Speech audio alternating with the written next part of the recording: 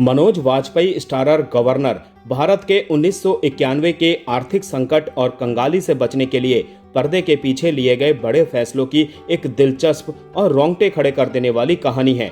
अगर आप भी इस वीकेंड पर यह फिल्म थिएटर में देखना चाहते हैं तो दोस्तों इस रिव्यू में आखिर तक बने रहिएगा।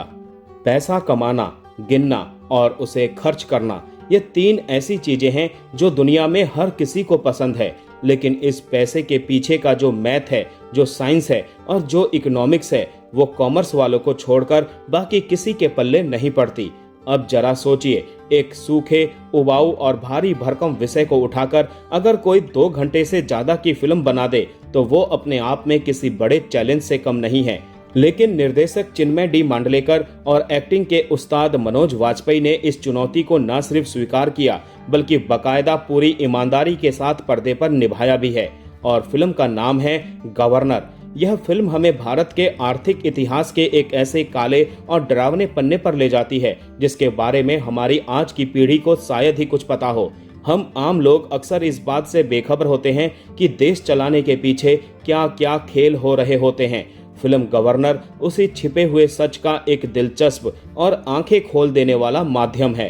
कहानी की शुरुआत आज के दौर से होती है। साल 2022 का श्रीलंका जो पूरी तरह दिवालिया हो चुका है और वहां के नागरिक दाने दाने को मोहताज होकर सड़कों पर हैं। इसी खौफनाक मंजर को देखते हुए 1990 के भारत का फ्लैशबैक शुरू होता है। पत्रकार अदिति वर्मा अपने पोते को वो कहानी सुना रही है जो उन्होंने खुद अपनी आंखों से देखी थी।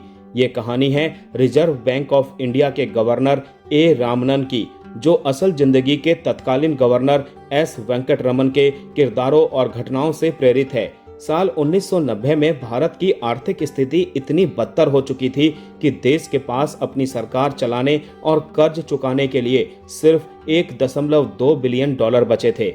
विदेशी मुद्रा भंडार पूरी तरह खाली हो रहा था। महंगाई आसमान छू रही थी। खाड़ी युद्ध की वजह से तेल का संकट था और ऊपर से देश में राजनीतिक अस्थिरता का माहौल था। सरकारें बदल रही थी, नेताओं के असैसिनेशन हो रहे थे।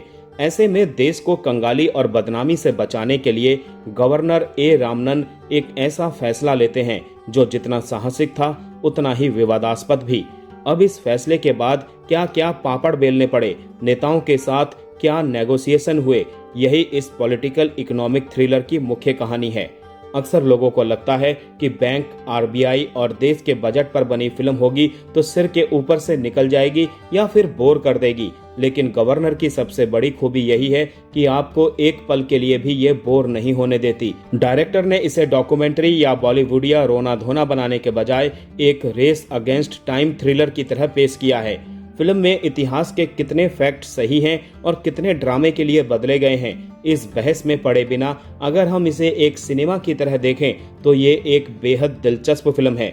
फिल्म का पहला हाफ माहौल बनाने और संकट की गंभीरता समझाने में थोड़ा वक्त लेता है, लेकिन जैसे ही सेकंड हाफ शुरू होता है और सीक्रेट मिशन चालू होता है, फिल्म अचानक एक ग्रिपिंग थ्रिलर में तब्दील हो जाती है। फिल्म के कुछ सीन्स इतने तगड़े लिखे गए हैं कि वो आपके दिमाग पर छप जाते हैं। उदाहरण के लिए एक सीन है जहां मनोज वाजपेयी देश की किस्मत का फैसला करने वाले एक बेहद जरूरी कागजात पर साइन करने के लिए किसी महंगे पार्कर पेन का इस्तेमाल नहीं करते, बल्कि जेब से निकालकर 2 रुपए वाला साधारण पेन इस्तेमाल करते हैं।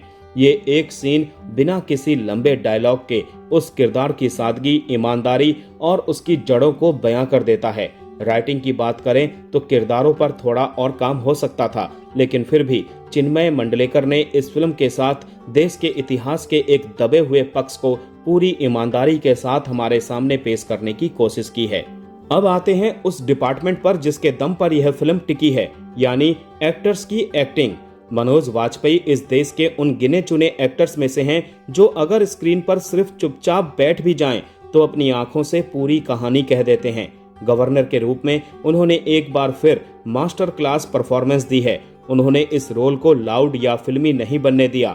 देश की कंगाली का जो बोझ, एक लीडरशिप का जो तनाव और जो नैतिक उलझने उनके चेहरे पर दिखती है, वो आपको अंदर तक हिला देती है।